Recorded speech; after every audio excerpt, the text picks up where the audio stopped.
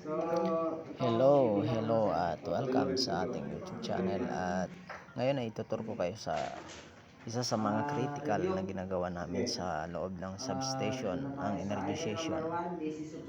So makikita nyo, binabasa ko yung energization procedure namin dyan. Yung kasama ko ay yung aking mentor na si Sir Cesar.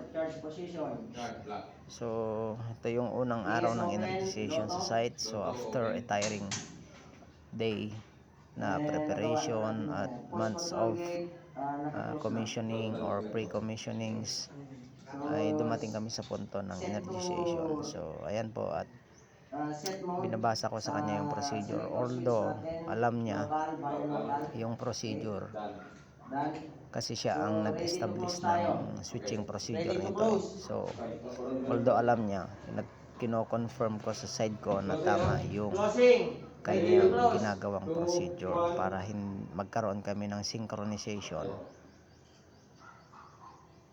So nagtaka kami at that time kasi hindi siya nag-function. Yun pala, nakalimutang i-charge yung spring mechanism ng